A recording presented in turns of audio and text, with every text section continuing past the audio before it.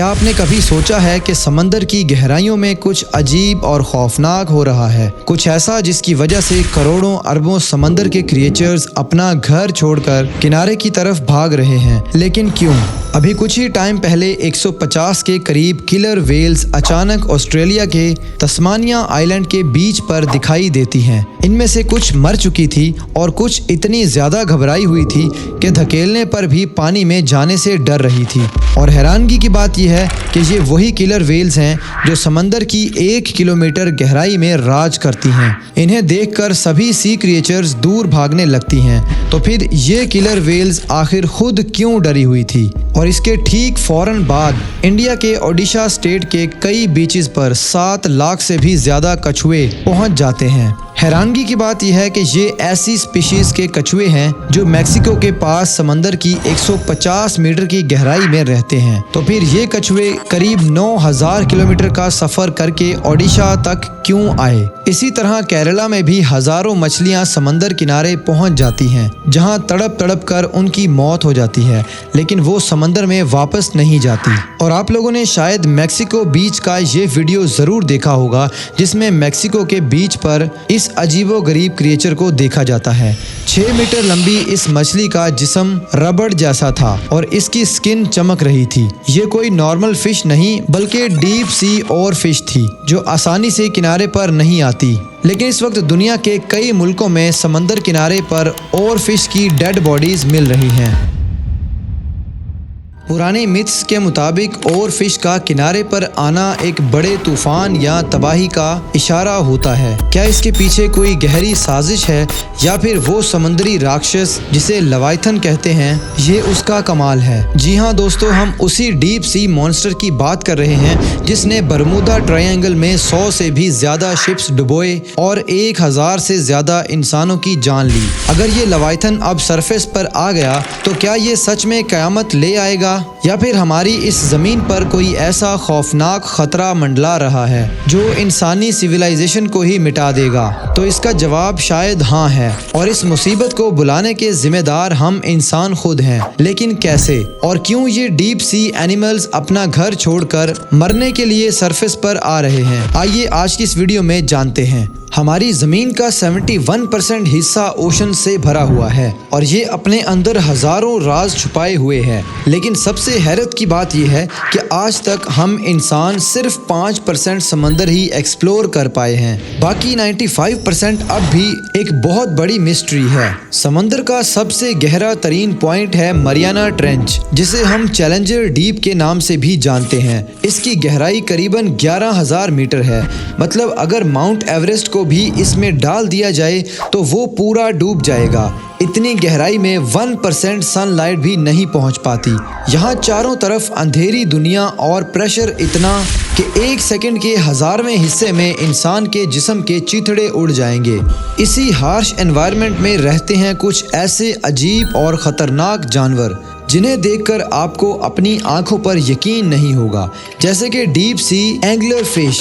یہ ایک ایسی مچھلی ہے جو اپنے سر پر ایک چھوٹی سی چمکنے والی لائٹ رکھتی ہے۔ اسے دیکھ کر چھوٹی مچھلیاں اس کی طرف اٹریکٹ ہوتی ہیں اور موقع ملتے ہی یہ انہیں کچا نگل جاتی ہے۔ اسے ڈیپ سی کا ایک سب سے بھینکر ہنٹر اور بلیک سی ڈیول بھی کہا جاتا ہے، جو 1 کلومیٹر سے بھی زیادہ گہرائی میں رہتی ہے۔ لیکن کچھ دنوں پہلے اسے بھی کینری آئی لینڈ کے آس پاس دیکھا گیا۔ اس کے علاوہ حال ہی میں رشیا کے ایک فشر مین نے ایک ایسی ڈیپ سی کریچر کو پکڑا جس کی فوٹیج سوشل میڈیا پر وائرل ہوتے ہی تباہی مچ گئی۔ لوگوں نے کہا کہ یہ ایک ایلین ہے، لیکن اصل میں یہ اسموتھ لمپ سکر فش تھی جس کا جسم ایک انسانی برین جیسا دکھتا ہے۔ لیکن اولڈ میتھس میں سب سے خطرناک مانا جاتا ہے اور فش کا کنارے پر آنا، جس کے ساتھ ہسٹری میں کئی ڈراونے واقعات جڑے ہوئے ہیں، جیسے کہ 15th سینچری میں گرین لینڈ اور آئس لینڈ کے کچھ لوگوں نے سمندر کنارے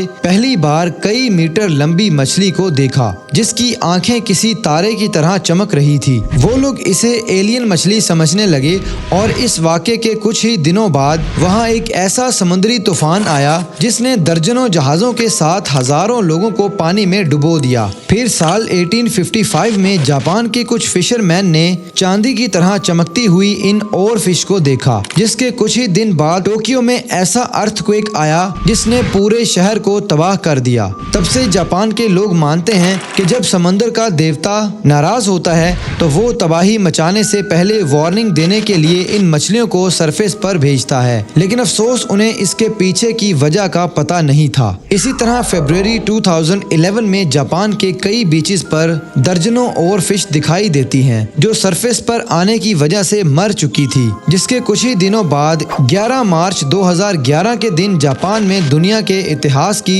सबसे बड़ी सुनामी आती है जो 20,000 लोगों की जान ले लेती है, 10 लाख लोगों को बेघर कर देती है और कई बड़े शहर तबाह करके 230 अरब डॉलर का नुकसान करती है। और इस वक्त मैक्सिको से लेकर जापान तक कई कंट्रीज में ओवरफिश को किनारे पर आते देखा गया है। अब कई लोगों का मानना है कि जो नेचुरल डिजास्टर होने वाला है वो दुनिया के किसी एक कंट्री या कॉन्टिनेंट तक महदूद नहीं रहेगा, बल्कि पूरे प्लेनेट पर भयंकर तबाही मचाएगा। लेकिन अचानक से ये सब डीप सी क्रिएचर सरफेस पर क्यों आ रहे हैं? तो इसका जवाब अगर हम साइंटिफिक तरीके से देखें तो इसके जिम्मेदार हम इंसान खुद हैं। हमारी ही वजह से समंदर पर राज करने वाली किलर व्हेल अब पानी के अंदर रहने से डर रही है। खूनखार एंगलर फिश अपना घर छोड़कर सरफेस पर आ रही है और लाखों डीप सी टर्टल्स और फिशेस किनारे पर आकर अपनी जान दे रहे हैं। लेकिन सवाल यह है कि ऐसा हो क्यों रहा है? तो इसके पीछे हैं 3 वजह। सबसे पहली वजह है ग्लोबल वार्मिंग।